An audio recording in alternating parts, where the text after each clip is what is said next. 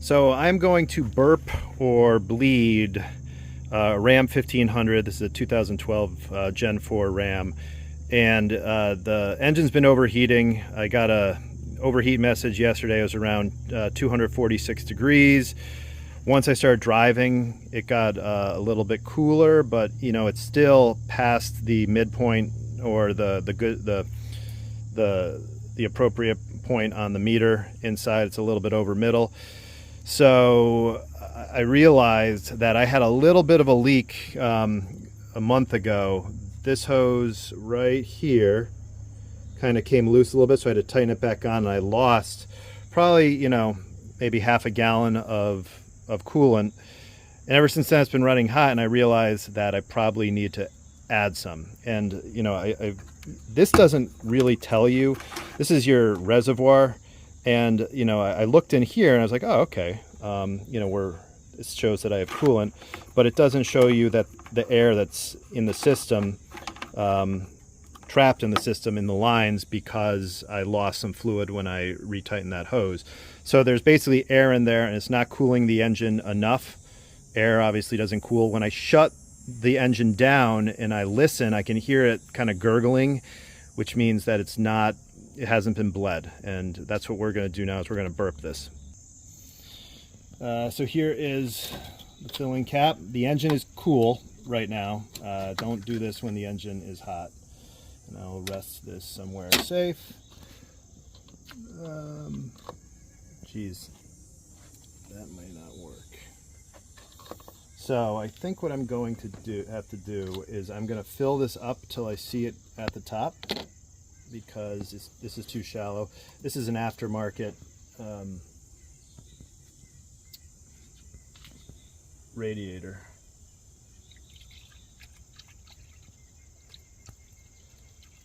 So what I'm going to do is I'm going to fill this until it stops taking it. I can hear it kind of going in there.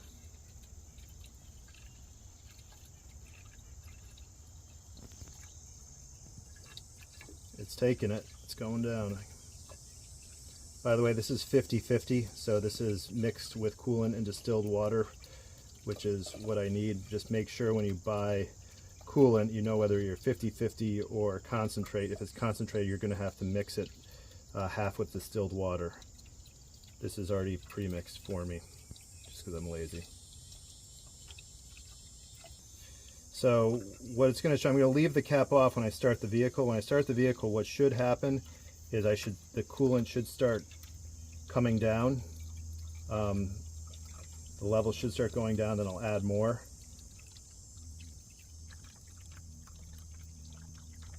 I can see all the air escaping right now as it pours in. If it goes down, we add more.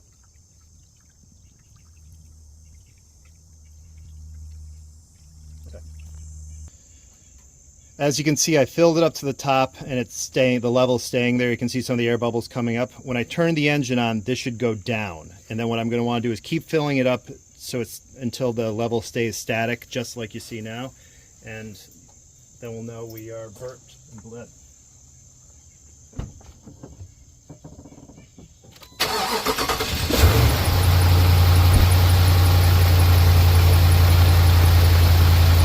Okay, there it goes.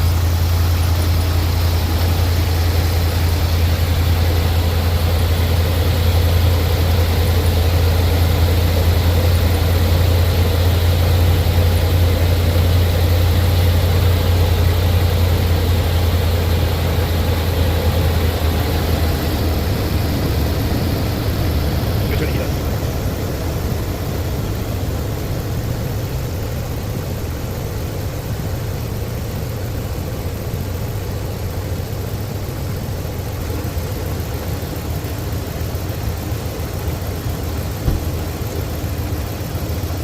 So I just turned the heat on in the car, just a little bit. I'm not blowing it out too much. The level's staying pretty static. You can see some of the air bubbles here coming up as we run the vehicle. This is getting all the air out of it. It's cycling it, and the air obviously rises up to the top. Remember, I have the heat on in the car. We don't want the air conditioning on. We want the heat on, and I have it basically blowing at the lowest level. It was overflowing for a little bit. We're about 10 minutes into this with the engine on. It was overflowing for a while, so I was having to catch it. Then all of a sudden a big air bubble came up and it went all the way down. So you got to run it for at least 20 minutes to make sure that it cycles through to get all the air out. I don't think all the air is quite out yet. So if you notice, it's starting to rise a little bit now, and we can see a little bit more air. So like I said, we're about 10 minutes into this. I'm going to say 15-20 minutes is probably what you want to do. And we're looking at so the air is still going to push it up and potentially make it overflow. Make sure you have a basin at the bottom to catch this.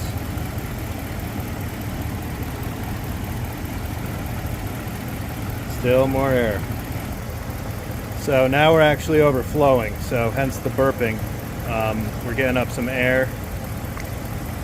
Yeah, there's a lot of air in there still. So it's still working its way through.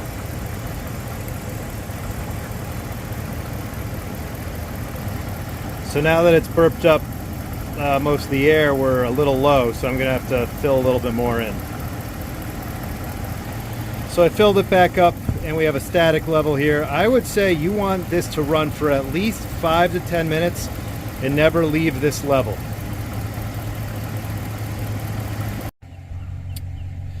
So we're at about the 20-minute mark, and we're at 199 at idle. I do have the heat on with very low fan, and we have not hit the the center point of the temperature gauge, staying at 199, which is a far cry from my 246 yesterday at idle. I'm going to try turning the heat off and see if we can raise the temperature a little bit. We'll go check the reservoir. See how it's, so it hasn't budged, and you can actually see some of the darker fluid, some of the dirtier fluid. I'm probably due for a coolant flush, but it has not raised above that level in 5 continuous minutes. So we are almost done. I'm going to let it for 5 more minutes just to be safe, then we're going to shut it down. We're at about 25 minutes now, and I still notice that the level here keeps going up and down. And if you think about it, if the level rises up or overflows, that's air trapped deep in the system. If the level goes down, that's air escaping right here at the top. And that's why it'll go down, and the air escapes from the top and it's replaced with the fluid taking the place of that air. So you really want to make sure that this, wherever you put this fluid, it stays exactly there for a solid 5 to 10 minutes.